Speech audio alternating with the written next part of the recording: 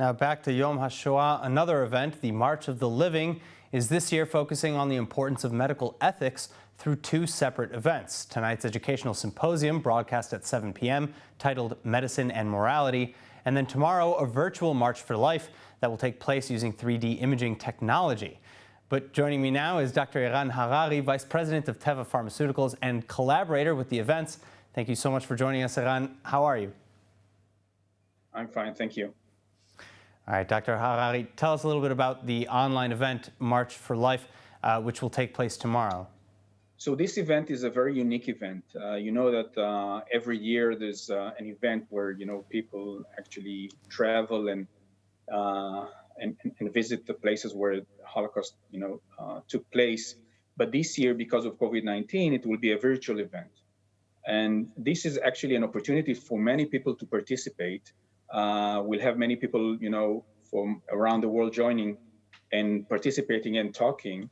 And also from Israel, President Rivlin will be there. Holocaust survivors will be virtually joining, healthcare professionals, and also Teva will be represented as part of this event. So how exactly, though, is Teva involved in the programming of this event? What is Teva's role now in the March for Life? So this year, the March of Life, actually the theme is about thanking the healthcare professionals, it's a tribute to healthcare professionals who helped the world during COVID-19, during this pandemic, and actually thinking about the moral legacy of the survivors and the Holocaust victims for us to learn how to help others and help the community. And this is actually ties very well with COVID-19 and what healthcare professionals are doing. So Teva, as a company that is very much involved in healthcare, is part of it because of her key role in this. All right. Now you mentioned a special project that we would love to hear more about. Maybe some personal stories of teens also who are involved in the project. So Teva being a global company, but also an Israeli company in a way, is very much involved in different projects, relating to Holocaust survivors. Our, colleagues and employees are very much involved in many projects. One of the most interesting projects, I think, from the last year, very much related to COVID-19, is a project we call Biotech Next Generation. It's a project we ran together with two organizations, Unistream and 8400.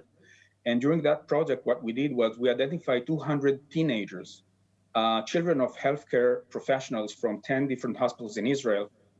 And then we taught them how to be entrepreneurs, coming with ideas, innovative ideas on how to help COVID-19 patients and elderly patients in general. So, and this project was so successful that we have a few examples. So I can give you an example of one kid. Her name is Efrat. That she is the granddaughter of a Holocaust survivor who was in Auschwitz. And her father is a nurse in an Israeli hospital. And she came up with her team with an idea on how to create an IV infusion that, the patient can actually detach by themselves, such that the elderly patient can be free and go around the home. Another story that actually relates to the Holocaust story and the chain is a physician in the Tel Aviv Medical Center, who is the granddaughter of a Holocaust survivor who worked with Janusz Korczak. She treated COVID-19 patients, and the children of her colleagues came up with applications that helped elderly people, and among them Holocaust survivors, to communicate between themselves, ask for help, and during the quarantine time. So I think this is a very nice example of how the third generation is actually helping the second generation and the survivors themselves. It's amazing. So how does working with these teens and on projects like this inspire you, as you look to the future? I think that what inspired us in Teva, after running this project, was to see how many bright kids we have. This young generation is actually ensures our future. And I think this is one of the legacies of the victims and of the Holocaust survivors, that we should have a bright future ahead of us. And this is the way we ensure our future. All right, well, I just want to give another shout out.